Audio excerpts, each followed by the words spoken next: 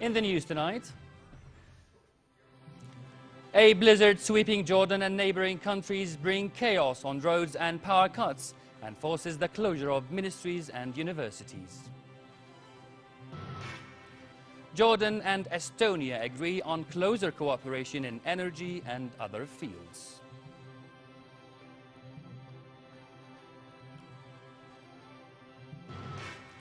And scores of rebels attack a Syrian airbase in the north, and Damascus will receive Iranians freed by rebels. Good evening and welcome to this new edition of the news. A snowstorm sweeping Jordan and neighboring countries has brought chaos to the streets of Amman and most areas in the kingdom. The blizzard-packed high winds as fog enveloped the capital, reducing visibility that, together with snow and rising water, had made driving on the capital's streets a nightmare. The bad weather shut universities' banks, and some public institutions also took the day off. Prime Minister Abdullah Mansour announced that all ministries and public institutions will also be closed tomorrow, except the Ministries of Interior, Water and Municipalities and Health and the Greater Amman Municipality. The Meteorology Department said the worst is not over yet, and another cold front will cross the kingdom tonight. Luay Balkar reports. A snowstorm brought a white blanket in most areas of the kingdom, including the capital. A thicker layer of snow and sustained heavy downpours flooded the streets of the capital and entire areas nationwide, caused havoc to motorists and citizens in low-lying areas, and left blackouts for entire communities. Amman Municipality, the Ministry of Public Works and the Civil Defense and Public Security Departments have put their crews on high alert to deal with the emergencies in the bad weather. Snow fell in various areas nationwide with varying intensity, blocking many roads as floods trapped motorists and rescue workers inside tunnels in Amman and Erbil. Traffic police had put its full staff on high alert, working around the clock to ensure a smooth and a safe travel on the kingdom's roads and in tunnels submerged by flooding. Over the past 2 days, police had dealt with over 800 accidents across the country, most of them car collisions and crashes that left about 50 people injured, but there were no fatalities. Concerned ministries and officials were out in areas worst hit by the blizzard and flooding to follow up on rescue operations, opening roads and ensure the readiness and promptness of the various bodies to deal with the stormy weather. The Civil Defense Department issued cautious and instructions urging citizens to stay indoors and not to use roads except in emergencies. It posted emergency numbers for people to call to evacuate the sick to hospitals or for the other rescue tasks. Amman Municipality has declared a state of emergency, deploying workers and heavy machinery in the capital to open major routes and carry out maintenance through emergency centers it had designated in several districts. It urged the public not to venture out or obstruct the work of emergency teams.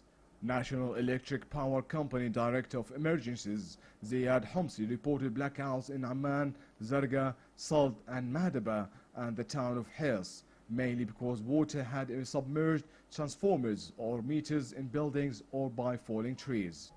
The Meteorology Department has also issued warnings and said the stormy weather will continue over the weekend.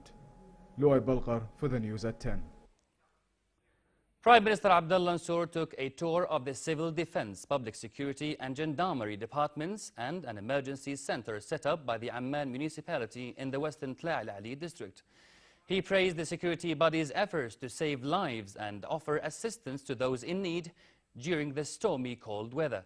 Mansour urged the security apparatuses to join forces and closely coordinate to ensure help will reach citizens and their lives and properties saved. He said preparedness and sound planning had enabled the concerned authorities to deal with efficiency and a high sense of responsibility with the prevailing weather conditions. The Prime Minister urged citizens to strictly follow the instructions of authorities, particularly road closures. Among the rescue operations over the past hours were evacuation of kidney dialysis patients, sucking water from basements and other emergencies. Dozens of Syrian refugee families were also evacuated to caravans and schools in the Zaatri refugee camp, which was flooded by rainwater. Prime Minister Abdullah Mansour met visiting Estonian Foreign Minister Urmas Paet and said Jordan is interested in enhancing cooperation with the Baltic state in energy and other sectors.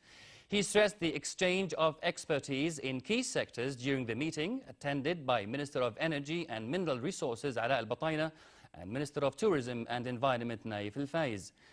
They talked about electricity generation and shale oil production through an agreement signed by the government and Estonia's biggest energy firm that will secure safe energy sources and create thousands of jobs. The Estonian minister also said his country would bolster ties in the tourism field. Foreign Minister Nasser Judi discussed with his Estonian counterpart ways and means of forging closer cooperation between the two countries, as well as regional issues. The situation in Syria and its humanitarian impact on Jordan figured high on the talks, as the kingdom is hosting hundreds of thousands of Syrian refugees.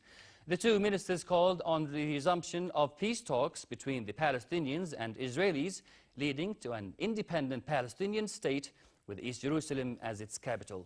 In a joint press statement, Judi highlighted the strong ties between Jordan and Estonia and said the Estonian minister's visit will further boost ties. Speaking about cooperation prospects, he noted that an Estonian company is in the kingdom working on an oil shale project. The Estonian minister said his country supports Jordan in hosting Syrian refugees, urging international aid to help the kingdom in providing services to the displaced Syrians. He said an Estonian company is in Jordan working on an oil shale production project. There are important projects like the same oil shale and energy project. Oil shale in Estonia secured our electricity production, also secured our energy independence, and hopefully it will be also useful here in Jordan. We also in preparation to start talks about having agreement on avoidance of double taxation and also cooperation in other fields like info technology, developments of e-governance and informational technology, and also in the sphere of defense. State Minister for Media Affairs and Minister of Culture Samih Al-Maita said the government will facilitate the mission of foreign election observers.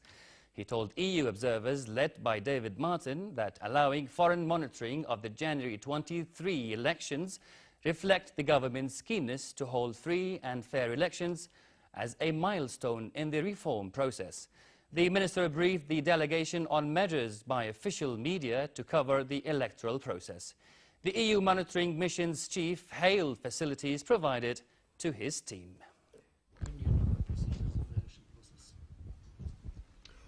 Well, as an election observation team, we come to watch the whole process. So we examine the formation of election law, the registration of voters, the registration of political parties, the campaign, the voting on voting day itself, and the counting of votes.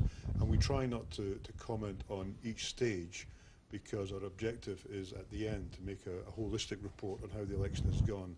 But also, we fear that if we comment on each stage, we become actors in the electoral process rather than merely observers, and we don't want to be used by any side of the election as ammunition for their cause or their complaints. Moving to Syria, rebels are continuing trying to chip away the government's air power, which poses the biggest obstacles to the opposition fighters' advances. Scores of rebels attacked a sprawling airbase in the northern province of Idlib using an anti-aircraft gun and firing repeatedly across a field at the airport. The Haftanaz base has frequently been attacked in the past, but has failed to capture the facility. The rebel groups freed 48 Iranians and are being taken to Damascus, accompanied by Iranian and Syrian officials in exchange for the release of more than 2,000 civilian prisoners held by the Syrian government. Opposition groups accuse President Bashar al-Assad of detaining tens of thousands of political prisoners during the 12 years in office and said those numbers have spiked sharply during the civil war. And for a quick look at the weather forecast, the kingdom is still under the effect of the polar air mass, which brought heavy rain and snow in most regions. Temperatures will drop below freezing. Heavy snowfall is expected on northern and southern Jordan and in highlands over 800 meters above sea level. Next are the lows and highs for tonight and tomorrow.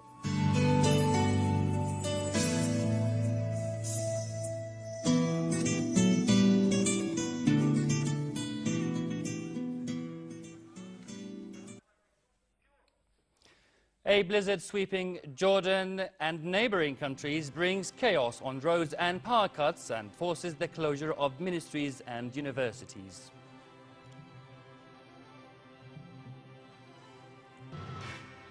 Jordan and Estonia agree on closer cooperation in energy and other fields.